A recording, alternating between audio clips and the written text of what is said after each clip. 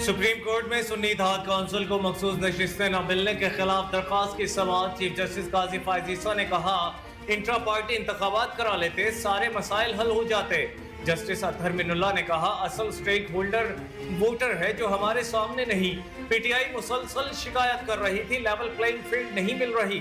Justice Munib ने कहा, सियासी जमात को इंतखाबी निशान से महरूम करना तनाज़े की वजह बन गया।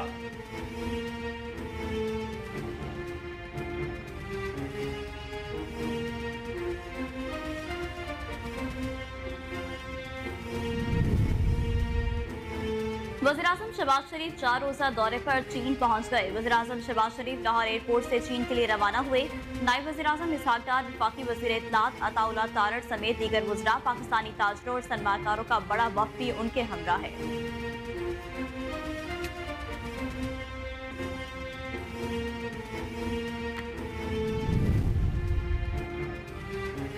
अदालतों को इदराक होना चाहिए कि साइफर एक हकीकत है, कौमी सलामती पर कोई समझौता नहीं हो सकता। इस्लामाबाद हाई कोर्ट की जानिब से साइफर केस का फैसला आने के बाद कानूनी उमूर के हुकूमती तर्जुमान बैरिस्टर अकील मलिक का कहना था कि साइफर अपीलों का तफसीली फैसला आएगा तो देखा जाएगा। फैसला पढ़ने के बाद अपील में जाने या ना जाने का फैसला होगा।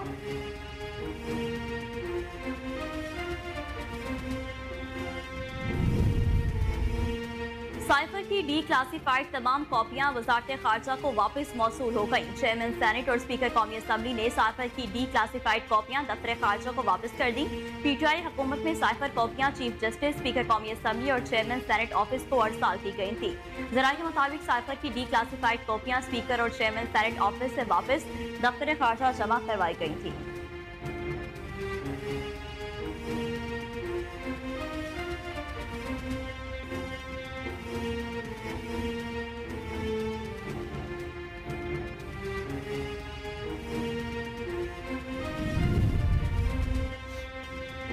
बानी पीटीआई से मुतालिक मामलात पाकिस्तानी अदालतों पर छोड़ते हैं। तर्जुमान अमरीकी महकमा खारजा मैथ्यू मिलर का कहना था, हम पाकिस्तानी अदालतों के फैसलों पर असरअंदाज नहीं हो सकते।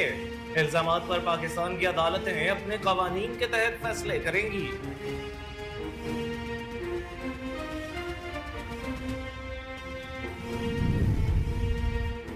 इस्लामाबाद हाईकोर्ट ने पीटीआई का दफ्तर फौरी डीसेल करने का हुक्म दे दिया। इस्लामाबाद हाईकोर्ट के जज जस्टिस समन रिफत इम्तियाज ने महफूज फैसला जारी कर दिया। अदालत ने सीडीए के खिलाफ पीटीआई की दरख्वास्त मंजूर कर दी है।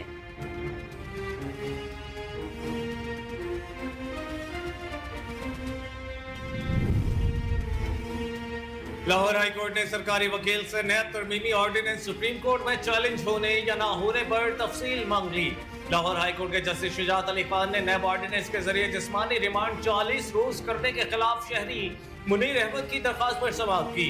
दरखास्त में मौक़िफ़ इख्तियार किया गया था कि यह ऑर्डिनेंस महज एक सियासी जमात के लिए जारी किया गया है।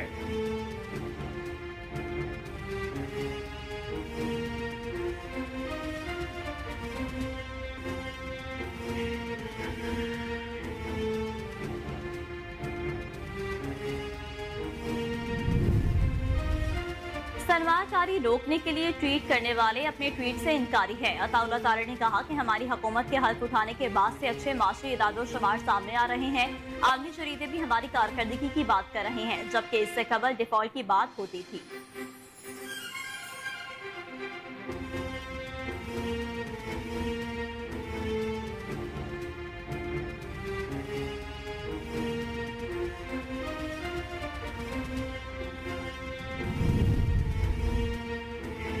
गवर्नर खैबर पख्तूनख्वा फैसल करीम कुंडी ने कहा है कि सरबराह JUI फे मौलाना फजलुर रहमान अगर तहरीक इंसाफ के साथ बैठे हैं तो ये कयामत की निशानी होगी। गवर्नर KPK ने साबिक वज़ीर आला पंजाब मियां मंजूर भट्टो से लाहौर में उनकी रिहाइशगाह पर मुलाकात की, जिसमें मुल्की सियासी सूरत हाल और बाहमी दिलचस्पी के उमूर पर तबादला ख्याल किया गया।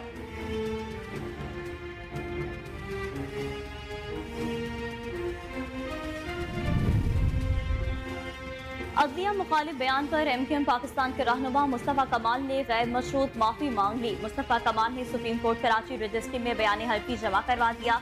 बयान हल्फी में मुस्तफ़ा कमाल ने कहा कि बिलखसूस आला अदलिया के जजेस का दिल से एहतराम करता हूँ। अदलिया और जजेस के इख्तियारात और साख बदनाम करने का तस्वुर भी नहीं कर सकता।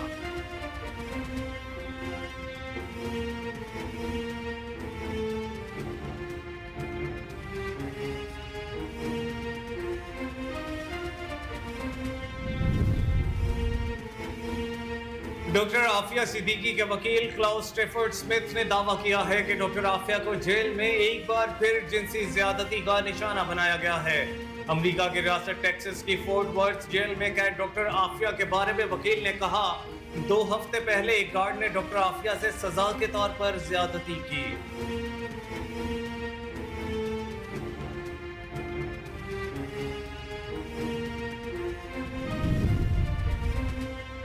भारत की 543 रुकनी पार्लियामेंट लोकसभा के इंतखाबात के लिए वोटों की गिनती जारी है। लोकसभा में सादा अक्सरियत के लिए 543 नशिस्तों में से 272 पर कामयाबी दरकार है।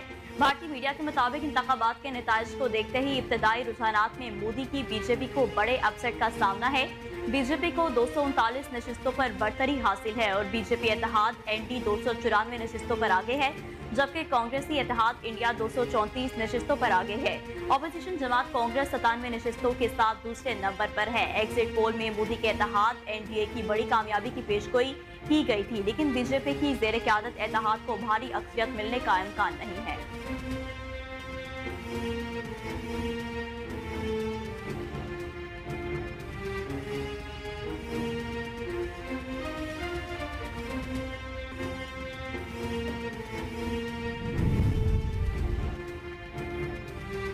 मारूफ भारतीय अदाकारा कंगना रनावत भारतीय जनता पार्टी के टिकट से लोकसभा के इलेक्शन में कामयाब हो गई हैं। अदाकारा की कामयाबी से मुतालिक खबरें भारतीय मीडिया पर ज़ेर गर्दिश हैं। दूसरी जानिब से कंगना रनावत ने अपने इंस्टाग्राम अकाउंट पर भी अपनी कामयाबी का ऐलान कर दिया। अदाकारा का अपने इंस्टा पोस्ट में आवाम से मुखातिब होते हुए लिखना है कि इस ताउन, मोहब्बत और एतमाद के लिए मंडी के तमाम लोगों की तहे दिल से मशकूर हूँ। ये आप सबकी जीत है, ये वज़ीर आज़म मोदी और बीजेपी की जीत है।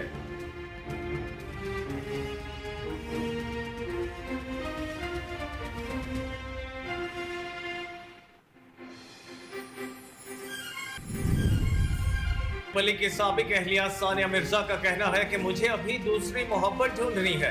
कॉमेडी प्रोग्राम में शो के मेजबान ने सानिया मिर्जा को याद दिलाया कि शाहरुख खान ने आपसे एक मर्तबा कहा था कि आप पर फिल्म बनी तो आपकी मोहब्बत का किरदार वो अदा करेंगे। सानिया मिर्जा ने इस पर जवाब दिया कि अभी मुझे मोहब्बत ढूंढनी है, मुझे मोहब्बत की तलाश है।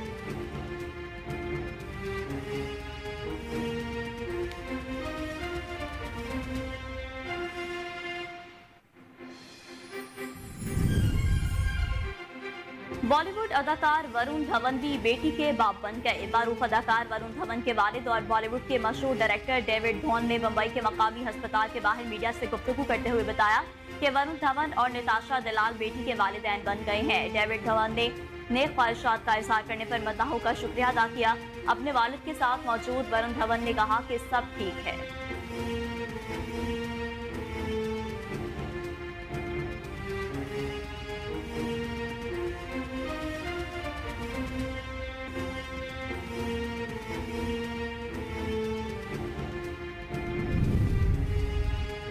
पाकिस्तानी शोबिज़ इंडस्ट्री की खूबरू अदाकारा हरीम फारूक ने पाकिस्तानी ड्रामों के स्क्रिप्ट्स पर नापसंदीदगी का इजहार कर दिया। हरीम फारूक का कहना था, जिस तरह मीडिया हमारे मुआशरे का आकाश है, उसी तरह मुआशरा मीडिया का आकाश है। ड्रामों के स्क्रिप्ट से मुतालिक उनका कहना था, हम ये नहीं कह सकते कि हमें खास किस्म का मवाद नहीं बनाना चाहिए। ड्रामा सीरियल तेरे बिन हिट हो गया, इसलिए हर कोई इस किस्म के स्क्रिप्ट्स का मुतालिबा कर रहा है।